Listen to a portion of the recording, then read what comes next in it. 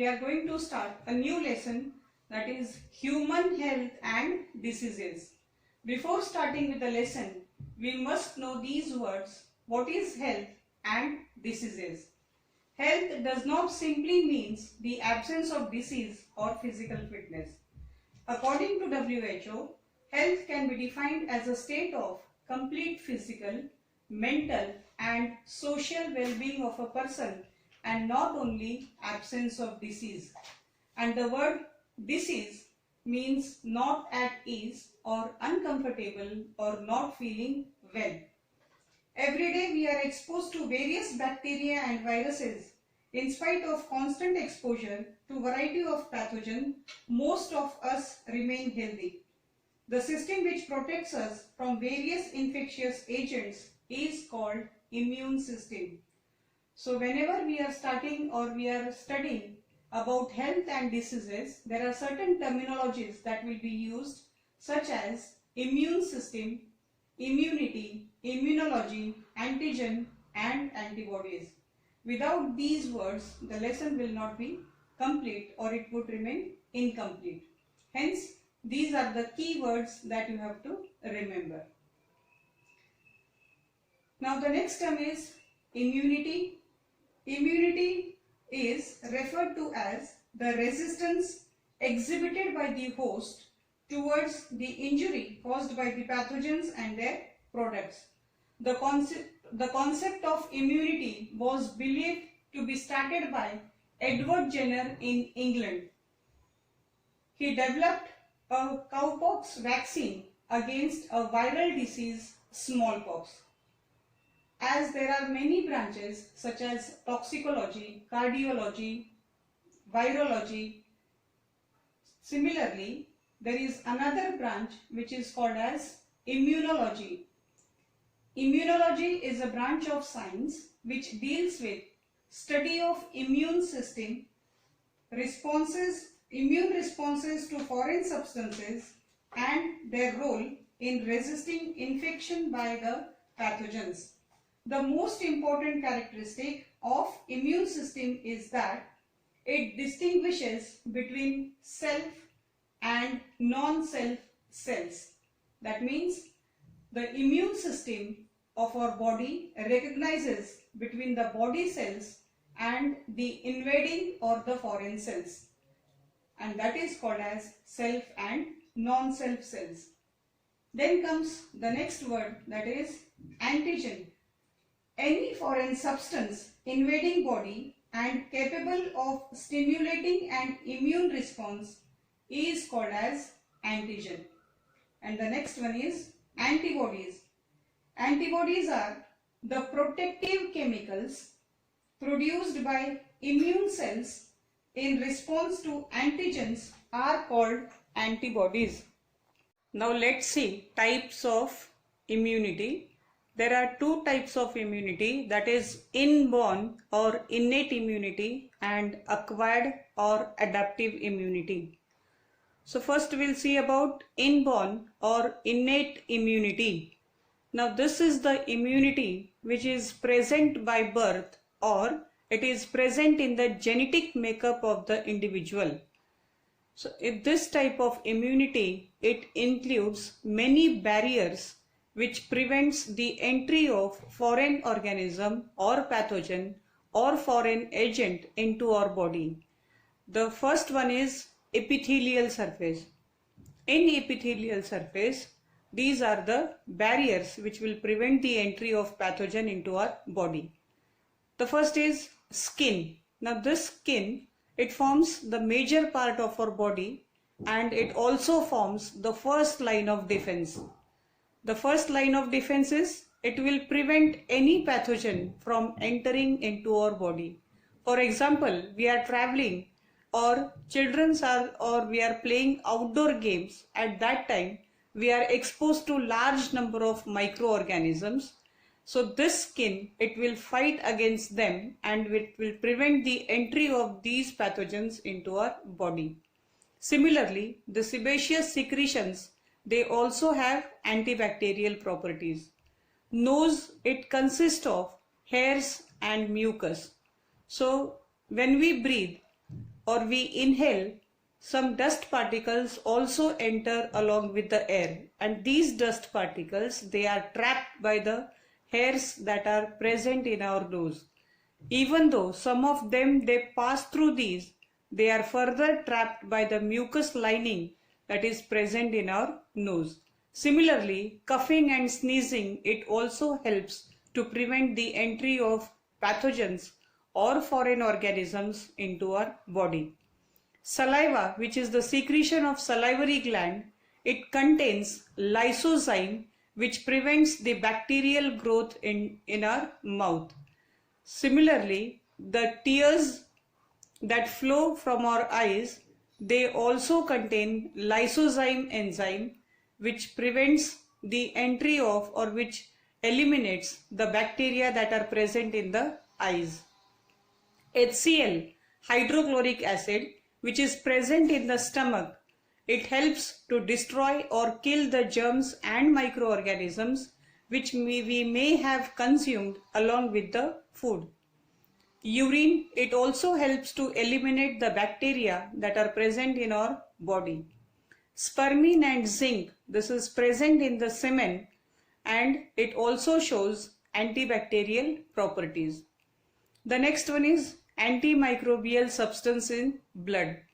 Now these antimicrobial substance in blood, it consists of a defense system, or which is also called as cascade or complement system.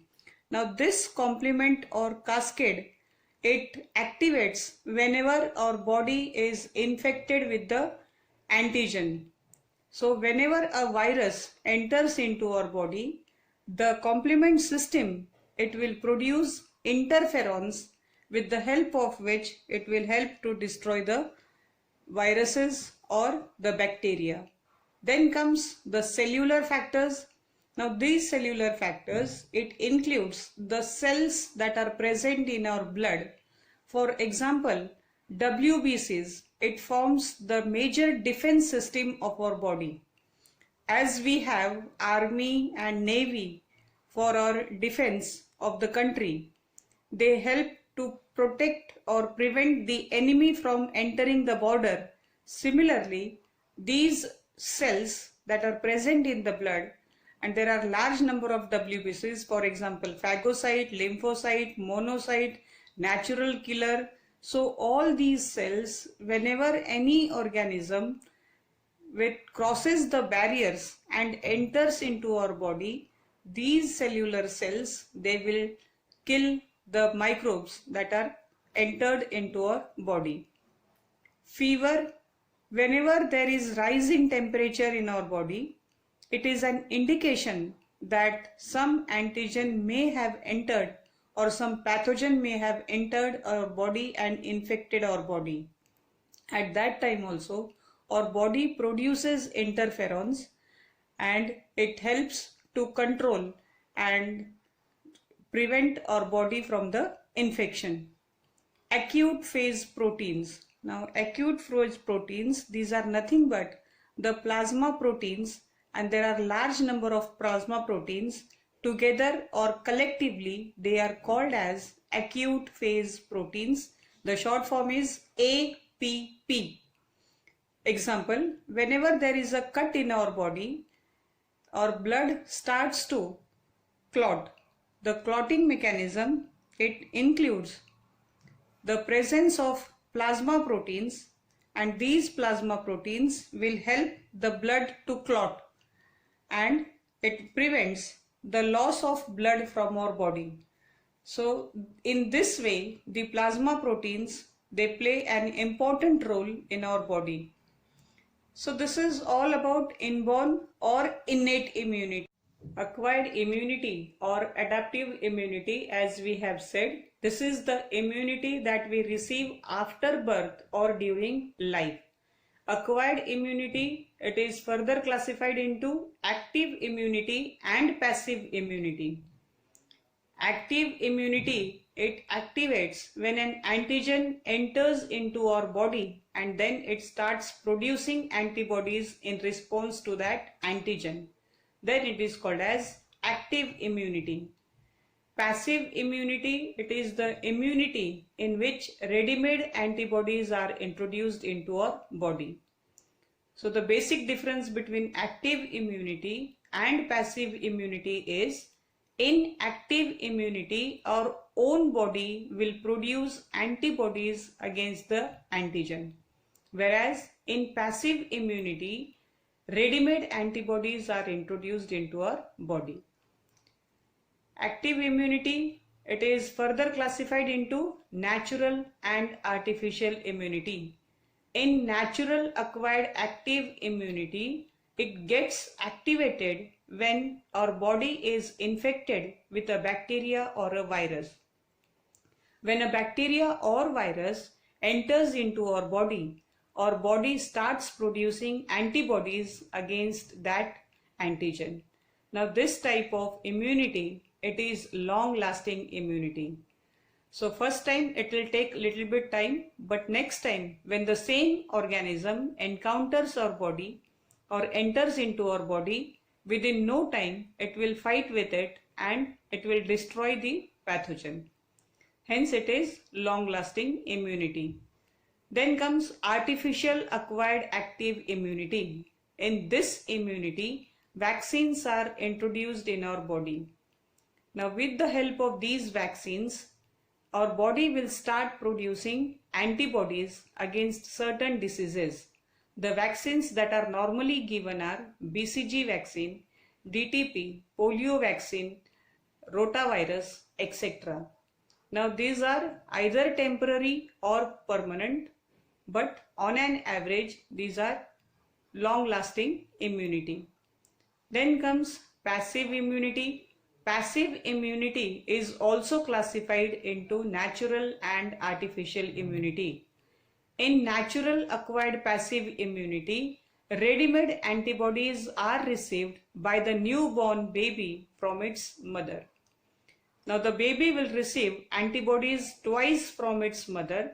So first, when it is still present into the uterus or in the uterus of the mother, the baby will receive antibodies from mother through placenta. And after birth, the baby will receive antibodies from mother through milk.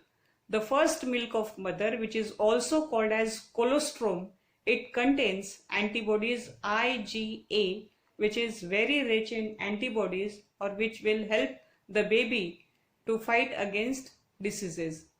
So this type of immunity, it is called as natural acquired passive immunity, in which the baby will receive ready-made antibodies from its mother. But this is short-lived immunity. And the last one is artificial acquired passive immunity. Again, in this immunity, will receive ready-made antibodies through injection, and these antibodies are previously prepared in the animals. For example, injection of rabies. If a person or if a dog bites a person, then an injection has to be taken against rabies, and that injection, it contains antibodies, and these antibodies will help to prevent from that disease. So this is also short-lived.